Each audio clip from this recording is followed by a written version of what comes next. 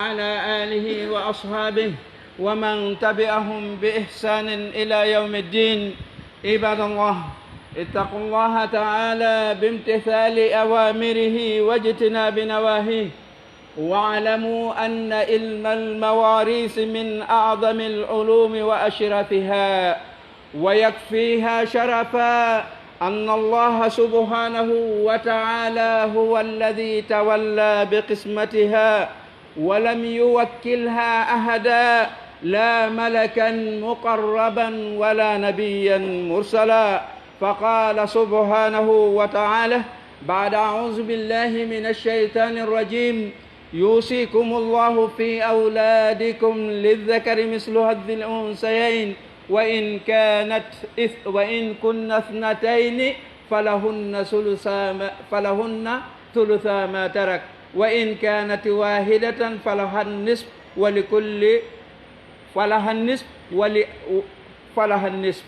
الآية. يوصيكم الله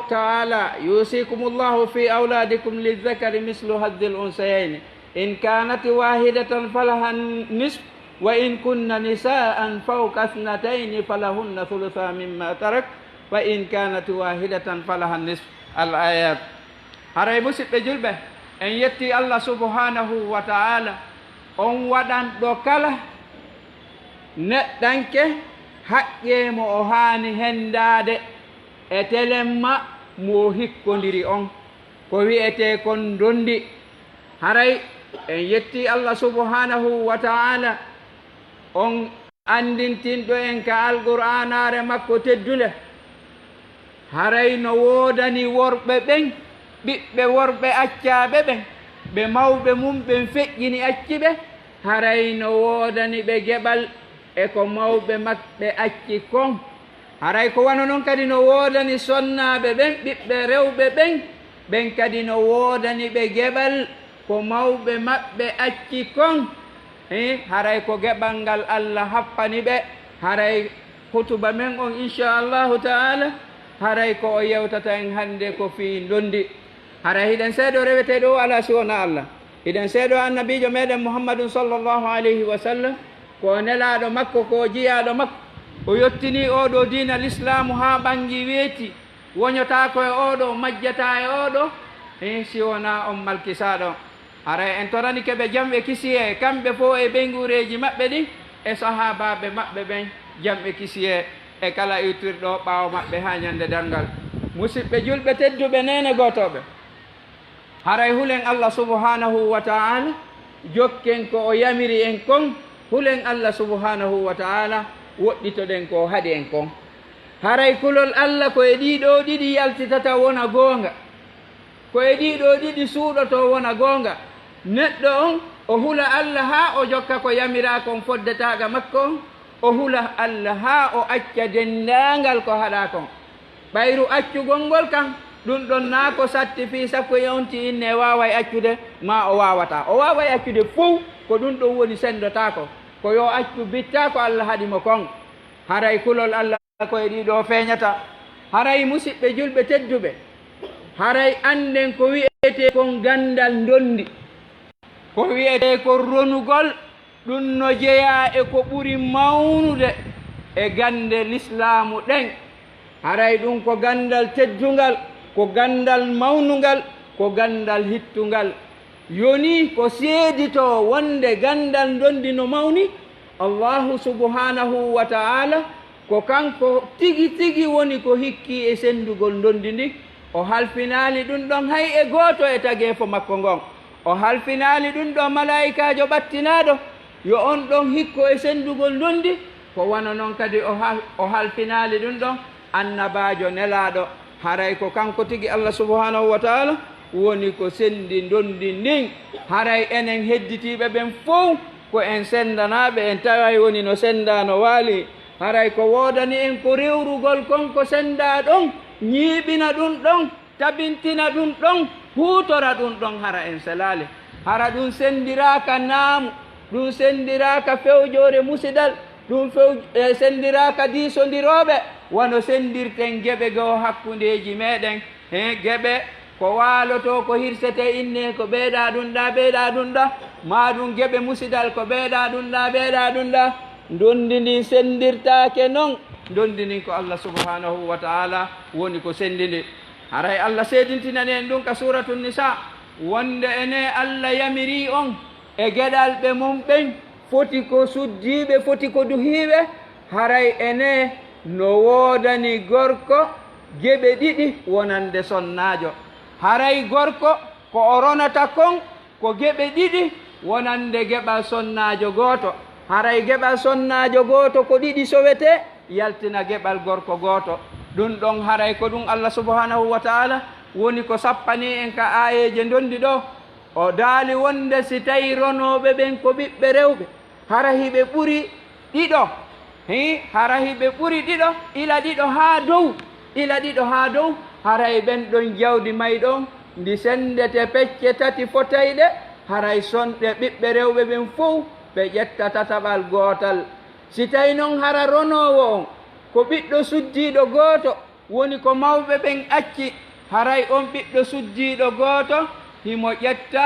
hon ɗum feccere nden haray himo ƴetta feccere nden ko noon Allah subhanahu wa ta'ala jantorani en geɓe ɗen haa ka ayeje ɗen joofoyi ɗon haray ko seedintingol tun ene o ndondi Allah subhanahu wa ta'ala o sendi ɗum haray o mawnini fi ɗum ثم بين صلى الله عليه وسلم هذا الأمل وفصلها فقال صلى الله عليه وسلم العلم ثلاثة وما سوى ذلك فضل آية محكمة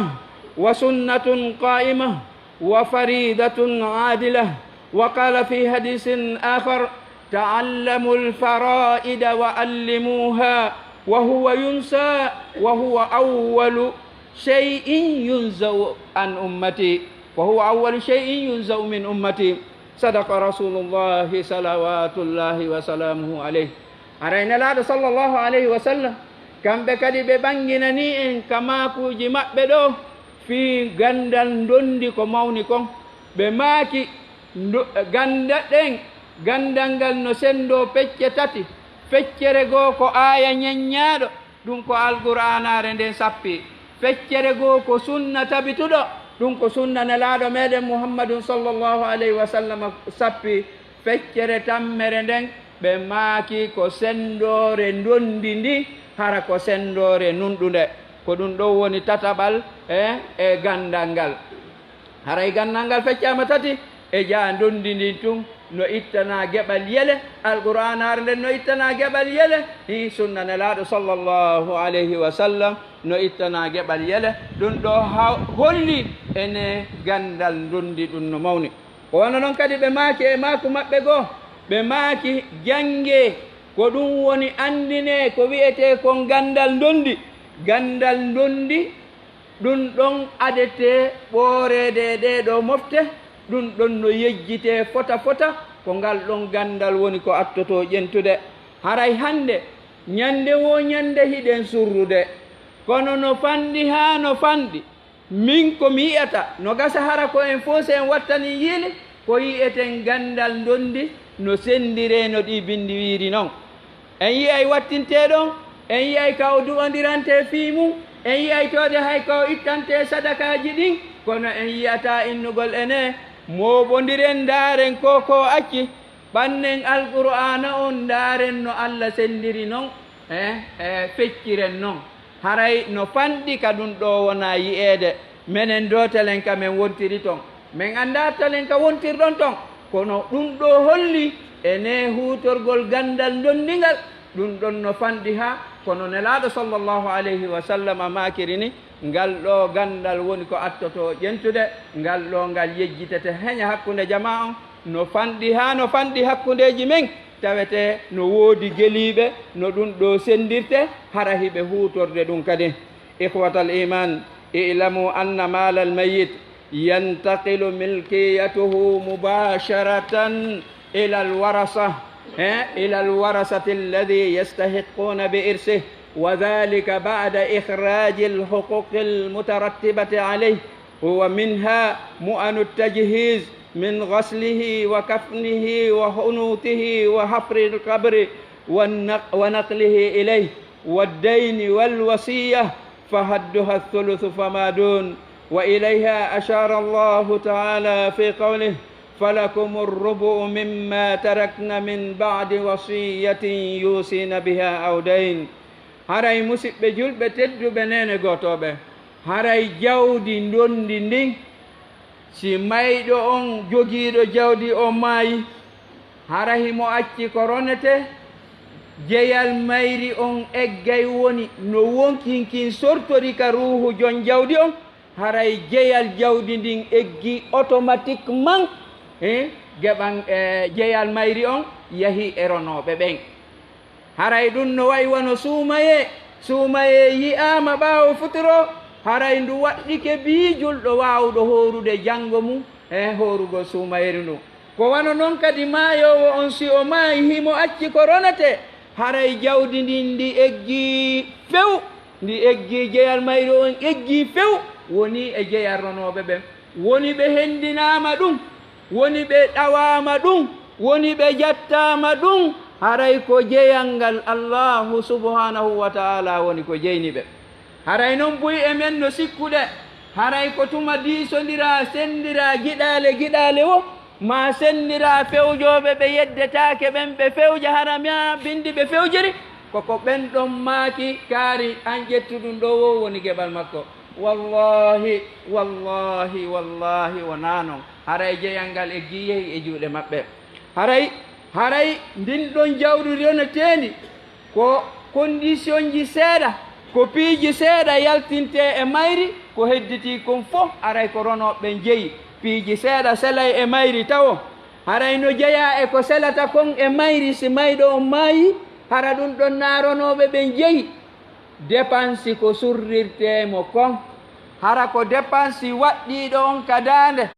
na dépense enen mo sincanten on hoore men ko honɗum woni dépense waɗɗiɗo on ka daande haray ko wano ko kippirte kon mayɗo on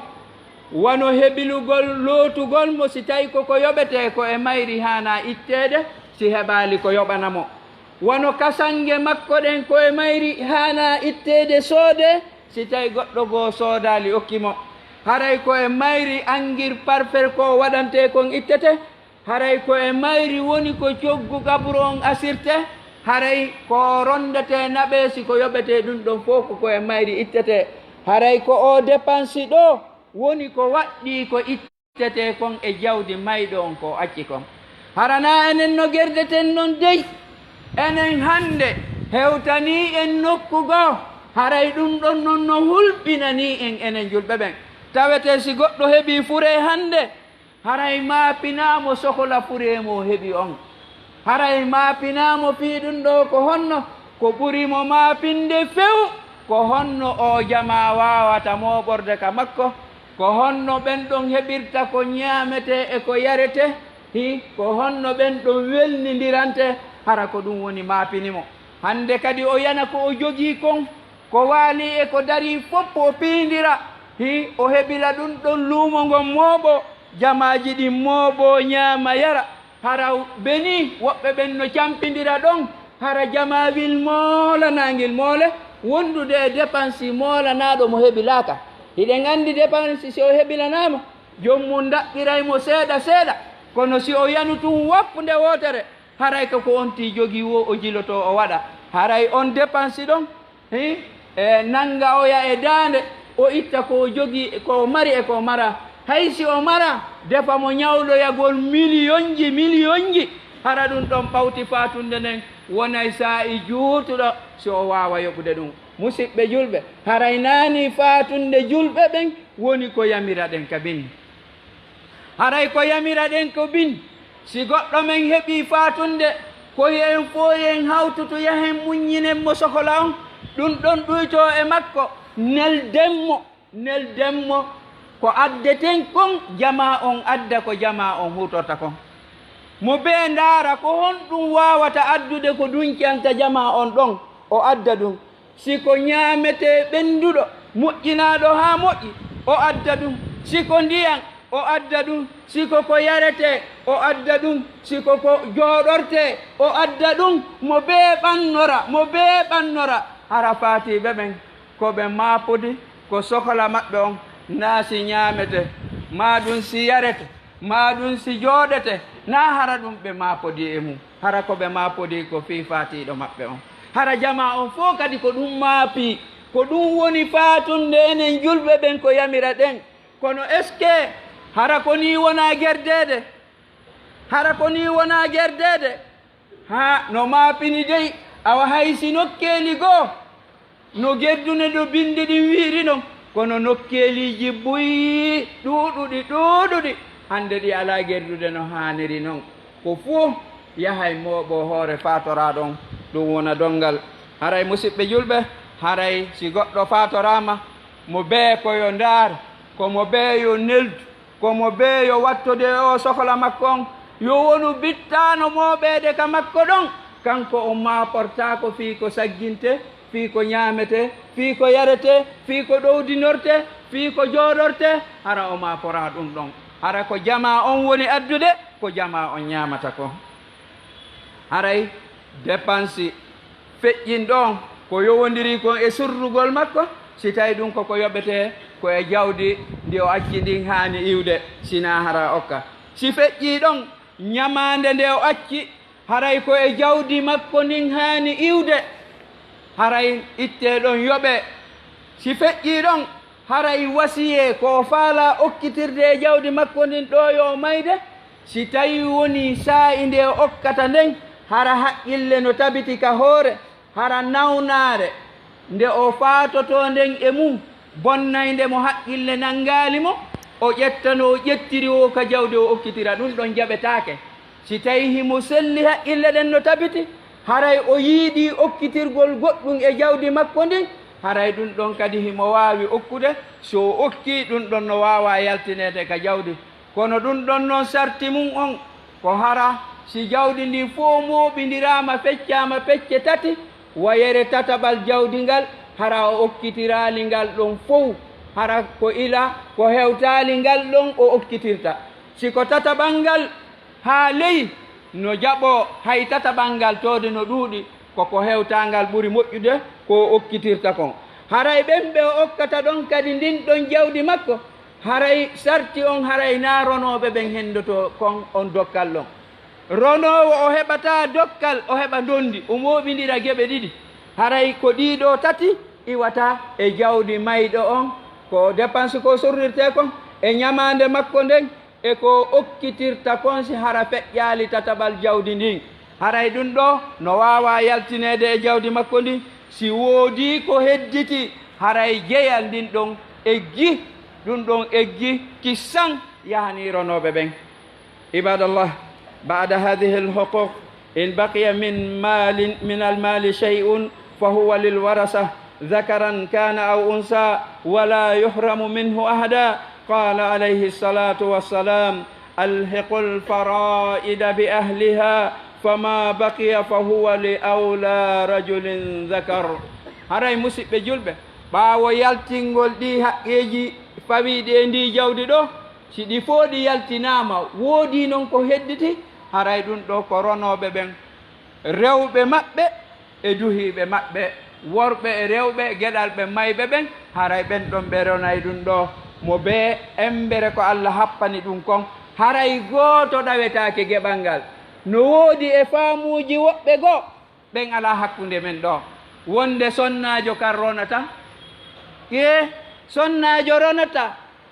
sonnajo ronay mawɓe makko ɓen ko ɓen woni ko jibinimo o ronay ɓe wono ɓiɓɓe worɓe ɓen ronirta noon hande galleji buy sonkoji no waɗa hara rewɓe ɓen kamɓe ɓe ƴettama ɓe hiɓe ka dewle maɓɓe hiɓe ka modiɓɓe maɓɓe hiɓe jiidi ɗon galle ɗen fewjitane ma ɗum gerde toon no gerda wo inne kamɓe ɓe mara geɓal wallahi ɗum ɗon ko tooñe haray ɗum ɗon yo ac nani ɗum ɗon haniri sonnajo kadi ronay nelaɗo sallllahu alayhi wa sallam ɓe sappani en wonde hewtine hi geɓe ɗen wonande ronoɓe ɓen hewtine geɓe ɗen wonande joom majje en jom majje en ko hemɓe ko ronoɓe ɓen si woodu ko heddi wonande geɓal ngal ɓaawo geɓe ɗen sendede haray ɗum ɗon kadi koko senditete hakkunde gasayɓe ronugol ko hedditi kon ɗum no jeeya e mum worɓe ɓen hadis on wi'i li awla rajulin zakar li awla rajulin zakar haray kon ko hedditiɗon ko hanani ko ɓiɗɗo gorko rajulin on tu yoni ko sappi gorko ko fi hon ɗum zakar on kadi wattana ɓa zakar ko gorko rajul ko gorko ɓe inni ko zakari on wattana si innama rajul ko fandeteɗon ko tiiɗuɓe ɓen ko hellifaɓe ɓen ko mokobaɓe ɓen bobo hoy koye kan kontatake ɓe addi zakar on ɓe inni kala wonɗo kala gorko o foti o mawniwo o fanɗiwo haysi ko bobo bambiɗo kanko e dikkuru ndun ka galle jongallejo jogiiɗo taniraɓe kanko e miññirawo makko bambiɗo muynowo haray ɓe fotay londi ɓe fotay geɓal ihwatal iman inna min al mu'sifi l yawm bi mujarradi mawti man lahu malun yaqdumu ihwatul mayyit هم الأعمام الذين ليس لهم فيه حتى فرنك واحد يشرفون على المال ويأكلونه أكلا شديدا كما أخبر الله سبحانه وتعالى كلا بل لا تكرمون اليتيم ولا تحاضون على طعام المسكين وتأكلون التراث أكلا لما حتى إن بعض الأعمام يزعم بإرث نساء الميت إجبارا وإن لم يوافقن على ذلك يطردهن مع أولادهن من المنزل فهذا ظلم عظيم وعليهم أن يتقوا الله تعالى في ذلك فليتذكروا قول الله سبحانه وتعالى بعد أعوذ بالله من الشيطان الرجيم وليخشى الذين لو تركوا من خلفهم ذرية ضعافا خافوا عليهم فليتقوا الله وليقولوا قولا سديدا musidɓe julɓe tedduɓe nene gotoɓe harayno jeeya e ko sunini hande e o saa'i men fewniɗo ɗo nokkeeli goo e buy hakkundeji men ga hakkundeji julɓe ɓen nokkeeliji goo mayɗo on maayay ton hande kadi nene gootoɓe ɓen gootoɓe makko ɓe o kafidi ɓen ɓe ara hande kadi ɓe hibbo e ko acci kon jawdi ko acci ɓe hibbo e ɗum ɓe tama ɗum ha satta ken ɓen baabiraɓe mawɓe e bappiraɓe ɓe hibbo e ɗum ɓe jogi to ha satta ken hara noon oyano acci ɓey nguure himo acci sonnaɓe himo acci ɓiɓɓe worɓe himo acci ɓiɓɓe suddiɓe taweteɓe bappiraɓe mawɓe togosoɓe ɓe mara hay mbuuɗu gooto wallahi ɓe mara hay mbuuɗu gooto ɓe mara hay mbuuɗu gooto e ndi jawdi ndi nene gooto maɓɓe on acci on hay si ndi ƴetti ka leydi ndi hibbike haa ka kam si tawi o okkano ɓe fewno gurdam makko haray ɓe mara hay mbuuɗu gooto e mayri si tawi woni ɓiɓɓe ronoɓe ɓen ƴettali hay hunde e hoore fottago maɓɓe ɓe okkimo mamo ɓe ƴetta ka geɓal mum okka ɓe haray ɓe mara hay mbuuɗu gooto e ndin jawde ɓe ara ɓe hibbo e mayri ɓe fewja e mayri ɓe funsandi ɓe ñamano ɓe ñamiri o a nanaytode woɓɓe no wi'a min ko jawdi an o wonno gollirde ko min jonnunomo ndi jawdi ko wonno gollude woɓɓe tode wi'a hay ɗe galle ɗe o darni ko kamɓe jonnunomo jawdi ndin o darni ɓe ara hande kadi ɓe hibbo e ɗum wallahi haray ɓeeɗo yo ɓe anndu ɗum ɗo haray no harmi ɗum ɗo ko tooñe allahu subhanahu wa taala no yewti sifa ɓen o andintini en ka alqur'anare makko teddunde yoɓe acc siko woni ɓen waɗoɓe ɗum ɓe teddina alyatimaɓe ɓe o mayɗo acci ɓen ɓe rerdinta e ñammingol miskinɓe ɓen itta e jawle maɓɓe laaɓuɗe itta zakkaji ɓe okka miskinɓe ɓen ma ɓe itta e plaisir maɓɓe e annuye maɓɓe e yela maɓɓe ɓe okkora miskine ɓe waɗata ɗum hiɓe ñaama jawle ndondi ko ɗum ɗo seedintinde e yewtere men ɗe hiɓe ñaama jawle ndondi e ñaamugol sattugol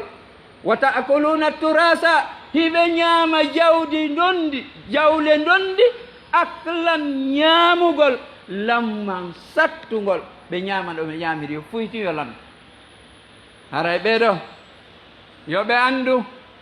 no hulɓinaniɓe ko tooña haray yo ɓe accu no woodi e bappiraaɓe goo foti ko baa mawɗo fayɓe ɓen foti ko bappiraaɓe maɓɓe ɓen ɓe haaɗata toode e jawdi ndin tum ɓe feƴƴanay kadi neniraaɓe ɓen sonnaaɓe e nene gooto maɓɓe on ɓe inna ɓe ronay ɓe forcé ɓe ronay ɓe forcé si tawi ɓe jaɓaali ɗum haray yo ɓe fulkanno ka yaas yo ɓe yew ka yaas haray wotaaɓe tippu ton raɗoɓe sonsontinaɓe ka galle ton yaltinaɓe ton raɗoɓe ton hara pay koye mara feere neniraɓe ɓen mara feere woɓɓe ɓen jaɓira feere ala ko waɗi haray ɓe maraka ɓe yaada e ɓe ɓiɓɓe si ɓe yaadi e ɓe ka gorko goo mettinano yeyɓe wikkoytoɓe fiiɓe e ɓiɓɓe ɓe jaɓana on ti fii feere ala desal forcé hi ɓe inna gasi ɓe muññike ɓe accika Allah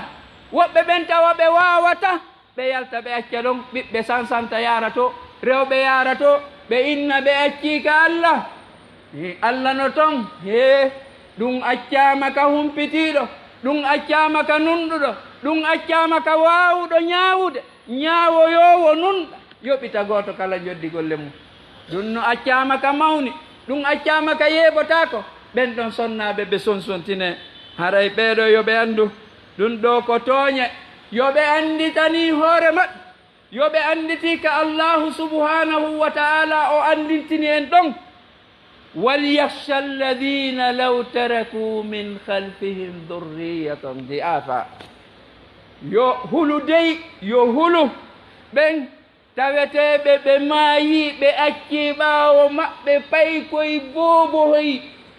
enta koye annda hay huunde wawana hoore mum hay huunde ɗum accidama e sonnaɓe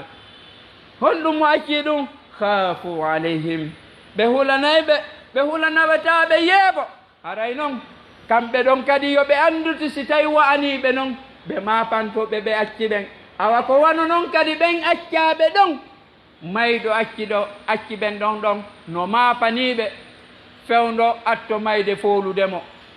haray yoɓe hulu Allah yoɓe wonu nunɗuɓe yoɓe wonu wowloɓe goonga yoɓe wonu mooɓitoɓe wotaɓe wonu lancoɓe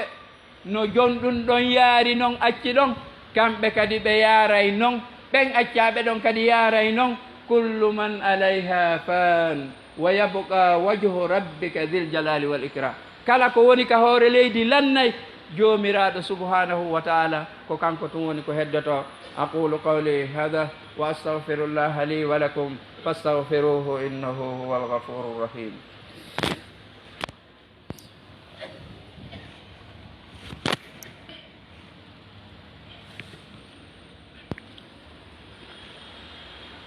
الحمد لله رب العالمين ثم الصلاة والسلام على رسول الله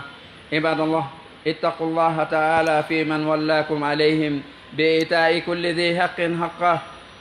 فقد أمركم الله تعالى بذلك فقال إن الله يأمركم أن تؤدوا الأمانات إلى أهلها وقال في آية أخرى إن الله يأمر بالعدل والإحسان وإيتاء ذي القربى وينهى عن الفحشاء والمنكر والبغي يعظكم لعلكم تذكرون وقال عليه الصلاة والسلام فيما يرويه عن ربه عز وجل يا عبادي إني حرمت الظلم على نفسي وجعلته بينكم محرما فلا تظالموا aray musidɓe julɓe e yetti Allah subhanahu wa ta'ala on taguɗo tagi e fongon neyiɓe en torani ke nelaɗo meɗen Muhammadun sallllahu alayhi wa sallam e jamɓe kisi e kamɓe fo e ɓe guureji maɓɓe ɗin e sahabaɓe maɓɓe ɓen musidɓe julɓe tedduɓe hulen Allah subhanahu wa ta'ala feeɓen ɓe allahu on halpini en hulen Allah subhanahu wa ta'ala fiiɓen ɓe fewjeten hoore mum foti ko ɓeygure men foti ko ɓeyngure nene gotoɓe men attiɓe en eggude kasare ɗo nooti lakara ɓe acci ɓeygureji maɓɓe ɗin ga hara ko enen fewjata ɓe hulen Allah fe ɓen haray anden Allah subhanahu wa taala himo yamira en ye nunɗu jonniten hoolare nden jommum en jonniten ko acca kon jommum en jawle accaɗe ɗen yo ronoɓe ɗe ɓen hendoɗe no haniri noon hulen Allah subhanahu wa taala Allah no yamiri en ko wiyete ko nunɗal e moƴƴagol e jonnutugol joomiraɓe ɓadodiraɓe ɓen e haɗugol ko boni kon e ko añini kon e bewre nden Allahu subhanahu wa taala o waajori en ɗum jo en waajitoto nelaaɗo meɗen Muhammadun sallllahu alayhi wa sallam ɓe fillike e joomi maɓɓe ko ɗum wiyete hadis qudusi nokku ko Allah daali ko onon yo jiyaɓe an Allah daali ko onon yo jiyaɓe an mi harmini tooñe e hoore an min Allah daali hoore makko kanko tigi taw o harmini tooñe o waɗi tooñe ɗen hakkunde men ko harmi wota en tooñidir dey wota en tooñidir haray si Allah noon harmini goɗɗum e hoore makko kanko o fuɗɗori hoore makko o harminani en ɗum o haɗi en wota en ɓatto ɗum mo jaggiti ɗum haray ko heɓi toon wo o ɗaɓɓu haray on ti heɓoyay lette sattuɗe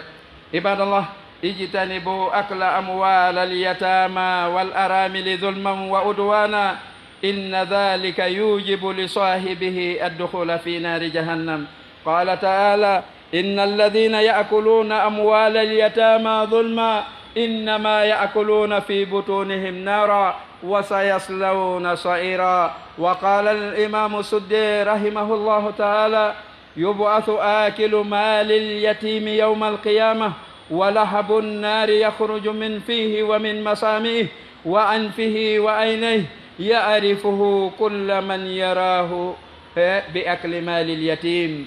haray musidɓe julɓe tedduɓe nene gotoɓe woɗɗitoɗen ñaamugol jawdi alyatima miskinɓe ɓe mawɓe mum maayi acci jawle woɗɗitoɗen ñaamugol jawle sonnaɓe heyniɓe moodi mum woɗɗitoɗen ɗum anden ɗum ko tooñe ñaamowo ɗum ɗon on haray o naatoye yiite jahannama ngen ndaren ka Allah subhanahu wa taala daalani en ɗon wonde ɓen ɓe hino ñaama jawle alyatima ɓen ɓe no ñaama ɗum e hoore tooñe haray yoɓe anndude ko yiite ngen woni ɓe ñaamude ka deedi maɓɓe ɗon ko yiite ngen woni ko ɓe ñaami ka deedi maɓɓe ɗon Allah haaɗaali ɗon hakke ko monaniɓe o hikkini ɗon kadi ɓe naatoye yiite